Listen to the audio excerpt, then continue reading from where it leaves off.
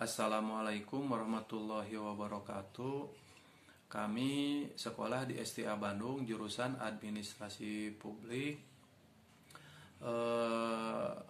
Kami akan mengulas tentang sejarah administrasi publik yang akan dipaparkan oleh saya sendiri, Asep Saifullah, dan teman saya Muhammad Rizky, terus Mila Nurfadilah, dan juga Risa Amelia. Administrasi publik sendiri yaitu sebuah istilah yang bersifat generik yang mencakup semua bidang kehidupan. Administrasi publik mempunyai beberapa definisi yang secara umum dapat dilihat dalam trias politika, yaitu ke-1 eksekutif, kedua yudikatif, dan ketiga legislatif. Perkembangan administrasi publik berkembang sejalan peradaban sejarah manusia. Yang ke-1 administrasi ortodoks, kedua administrasi negara atau administrasi publik, dan yang terbaru New Public Management. Administrasi publik sendiri berkembang maju pada permulaan abad Masehi. Hal ini terlihat dalam praktek administrasi manajemen organisasi yang dikembangkan di Roma, yaitu di Gereja Katolik. Orang yang memberikan kontribusi pemikiran administrasi manajemen yaitu Niccolo Machiavelli. Dia membuat analisis sistematis tentang French Job dalam bukunya The French dan The Discourses. Demikian dari saya. Wassalamualaikum warahmatullahi wabarakatuh. Assalamualaikum warahmatullahi wabarakatuh. Nama saya Mila Nurfadilah, NPM 2011142, jurusan Administrasi Publik Sore. Di sini saya akan menjelaskan mengenai administrasi. Administrasi sebagai seni semakin berkembang di Eropa dengan menekankan bahwa perekonomian suatu negara akan bisa ikut apabila kegiatan administrasi dan manajemen dilaksanakan dengan baik. Seiring dengan terjadinya revolusi industri di Eropa mempunyai dampak dinamik. Administrasi dari job centered menjadi human centered atau orientasi produktivitas menjadi orientasi SDM. Administrasi ditelaah secara ilmiah baru mulai dilakukan pada abad 19 atau abad 20 yang dipelopori oleh F.W. Taylor dan Henry Fayol dengan memunculkan suatu teori dan pendekatan bagi perkembangan studi administrasi yang disebut administrasi manajemen teori atau yang disebut juga administrasi umum. Nicholas Henry memilah-milah bahwa ada 6 kelompok corak berpikir pada pakar tentang keberadaan ilmu. Administrasi publik memilah-milah bahwa ada 6 kelompok corak berpikir para pakar tentang keberadaan ilmu administrasi publik, yaitu sebagai berikut. Paradigma dikotomi antara politik dan administrasi politik dengan tokoh-tokohnya seperti Frank G. Goodnow dan Leonard D. White. Yang ke-1, paradigma prinsip administrasi dengan tokoh-tokohnya F.A. Willoughby, L. Goodlich, dan L. Urwix. Di sini ada 2 pandangan tentang administrasi publik, yaitu administrasi publik sebagai ilmu murni berlandasan dalil-dalil sosial. Yang kedua, administrasi publik yang dikembangkan ke arah kebijakan publik berdasarkan aplikasi ilmu politik, ilmu ekonomi, dan ilmu sosiologi. Assalamualaikum warahmatullahi wabarakatuh. Perkenalkan, nama saya Risa Amelia, NPM 2011143, jurusan Administrasi Publik.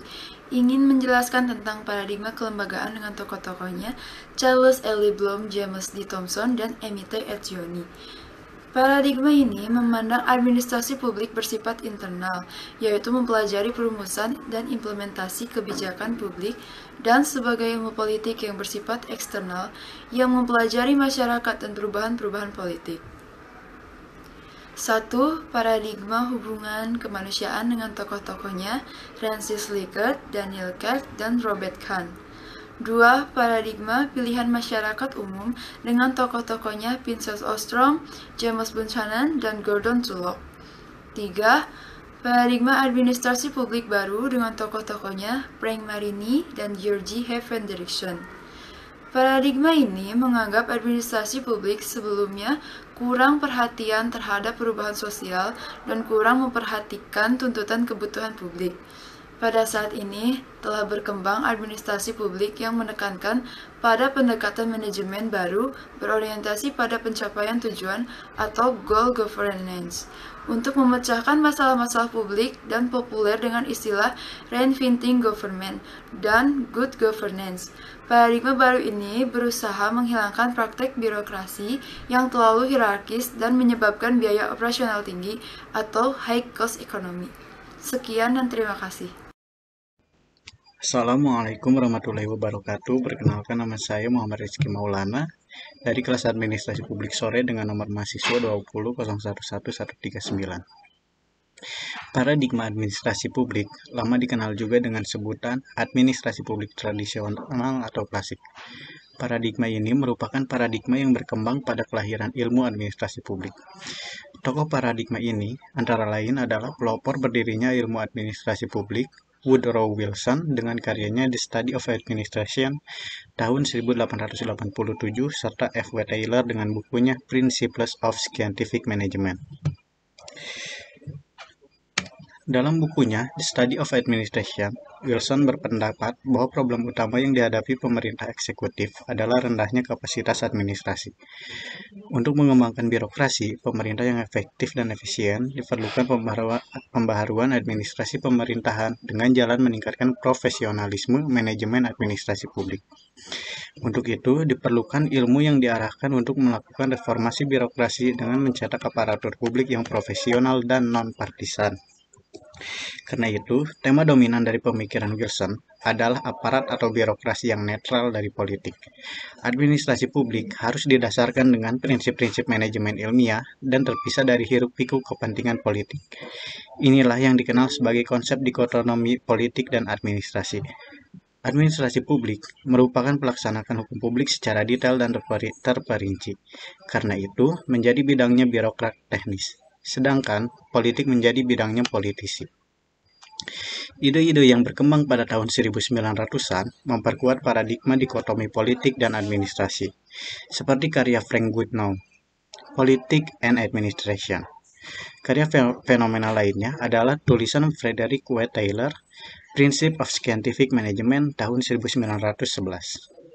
Taylor adalah pakar manajemen ilmiah yang mengembangkan pendekatan baru dalam manajemen pabrik di sektor swasta, time and motion study. Metode ini menyebutkan ada cara terbaik untuk melaksanakan tugas tertentu. Manajemen ilmiah dimaksudkan untuk meningkatkan output dengan menemukan metode produksi yang paling cepat, efisien, dan paling tidak melelahkan. Jika ada cara terbaik untuk meningkatkan produktivitas di sektor industri, tentunya ada juga cara sama organisasi publik. Wilson berpendapat pada hakikatnya bidang administrasi adalah bidang bisnis, sehingga metode yang berhasil di dunia bisnis dapat juga diterapkan untuk manajemen dan sektor publik. Teori penting lain yang berkembang adalah analisis birokrasi dari Max Weber. Weber mengemukakan ciri-ciri struktur birokrasi yang meliputi hierarki kewenangan, seleksi, dan promosi, berdasarkan merit system, aturan, dan regulasi yang merumuskan prosedur dan tanggung jawab kantor, dan juga sebagainya. Karakteristik ini disebut sebagai untuk kewenangan yang legal, rasional, yang menjadi dasar birokrasi modern. Sekian materi dari kelompok kami. Wassalamualaikum warahmatullahi wabarakatuh.